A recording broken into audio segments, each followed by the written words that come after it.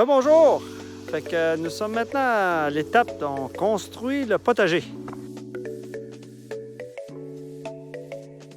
Pour mettre à niveau, j'utilise cet appareil.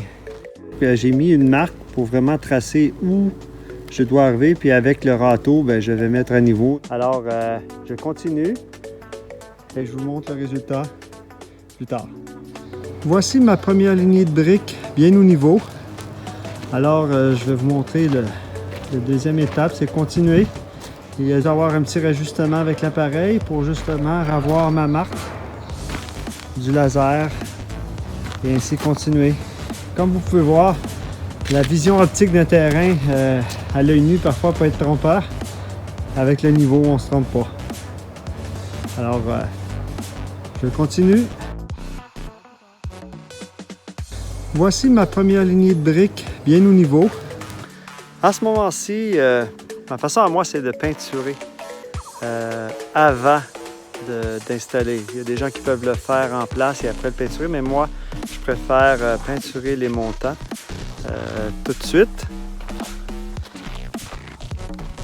Alors, quand je vais les apposer, eh bien, j'aurai pas besoin après de grimper dans des escabeaux ou risquer d'endommager ou risquer de renverser un gallon de peinture justement dans mon bac. Alors, c'est ma façon à moi de travailler.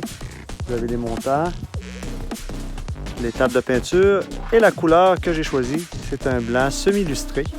Le blanc, pourquoi blanc? Blanc est une couleur qui peut faire refléter la lumière et en même temps, moi c'est personnel à moi, quand tu rentres dans un potager, le blanc, tout le vert des légumes va ressortir. Alors c'est ma façon à moi de voir c'est personnel. Ici, comme vous pouvez voir, mon terrain est sablonneux. Alors quand on parle d'un terrain sablonneux, eh bien on parle de fourmis, nos amis les fourmis. Alors moi je vais vous montrer de quoi je parle concernant les fourmis.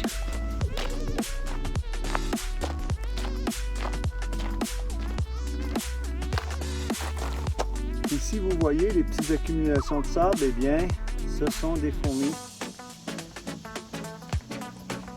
Moi personnellement sur le terrain, je vis dans le bois, je sais qu'il y a des fourmis, mais j'aimerais pas les avoir dans ma serre en quantité, comment on pourrait dire, avoir un peuple de fourmis dans ma serre. Alors, ce que je vais faire par expérience aussi, c'est que moi je chauffe au bois. Fait que j'accumulais ma cendre d'hiver à un endroit spécifique et j'ai constaté que l'été, il n'y avait pas de fourmis alentour. Coïncidence. Avec les articles que j'ai lus, je vais intégrer la cendre de bois dans le fond de mes bacs. Maintenant, nous sommes rendus à l'étape de faire les bacs. Comme vous pouvez voir, les montants, les petits murets ont été montés.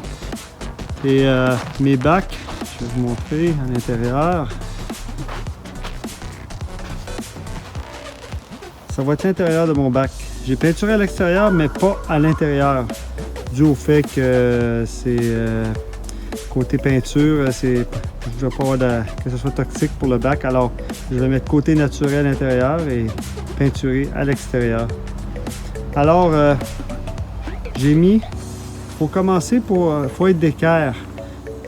Ce qu'on appelle le tricoré, d'équerre. Alors, j'ai commencé par un coin en apposant les morceaux et de l'autre coin, niveau et d'équerre. Alors, toute la structure se tient.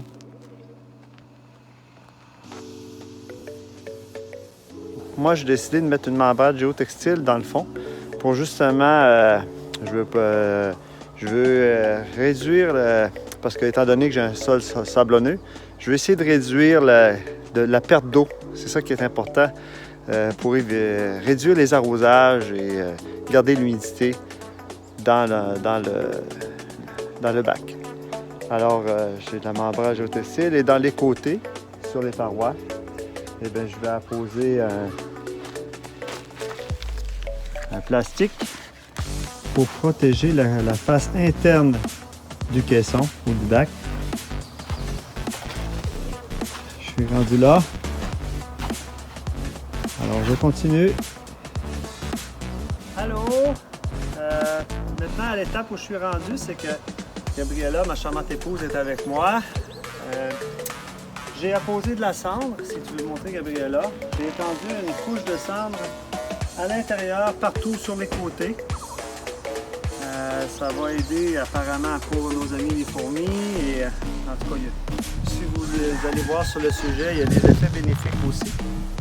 Et après cela, je vais apposer une couche de géotextile. Une toile géotextile. L'eau peut passer au travers, mais ça va aider à faire une genre de rétention d'eau en même temps avec les couches en lasagne que je vais faire. Et il y a autre chose aussi que je vais avoir les amis les vers qui vont venir s'intégrer plus tard. Et j'aimerais ça qu'ils puissent rester ici pour quelques temps. Cette étape-ci, nous allons mettre du carton par-dessus la toile géotextile. C'est bon pour l'humidité, puis j'ai vu ça dans les choses que j'ai pu visionner. Alors, Gabriella, épouse, m'aide à cette tâche. Et après ça, on va humecter avec l'arrosoir. Et l'étape suivante va être de mettre du bois, des branches, la mat branche que j'ai ici. Va aller par-dessus le carton. À cette étape-ci, il faut arroser les branches abondamment et ainsi que le carton. Il faut faire imbiber le carton d'eau. Gabriella s'en donne à cœur joie.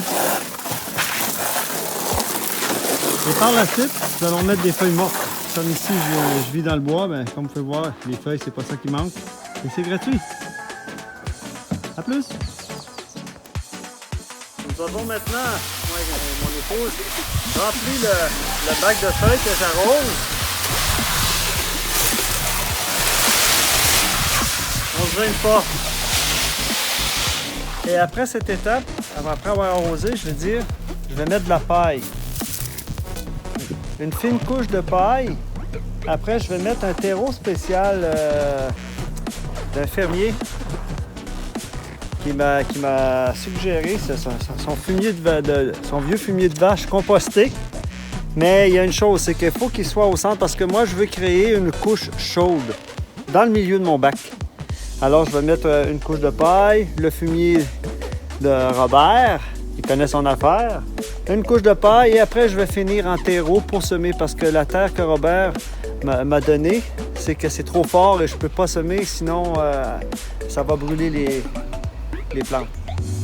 Maintenant, nous sommes rendus à l'étape, j'ai apposé le fameux fumier spécial à Robert, fumier de vache composté, vieux fumier de vache. Puis j'ai rajouté 4 pouces de terreau par-dessus. Là, on l'a compacté. Et une touche finale, on va mettre une couche de paille et finaliser le bac avec du terreau. Fait que je vais avoir ma couche chaude en plein milieu, ce qui va être très bénéfique pour la serre et le potager. Maintenant, nous avons rempli les caissons de terre. Il va pleuvoir ce soir et c'est pour ça que de la façon que j'ai monté la serre, c'est que je vais pouvoir semer et continuer le projet de la serre tout en récoltant tranquillement les repousses, tout ça pour que ça se place. Bon, donc on parle de nouveaux caissons.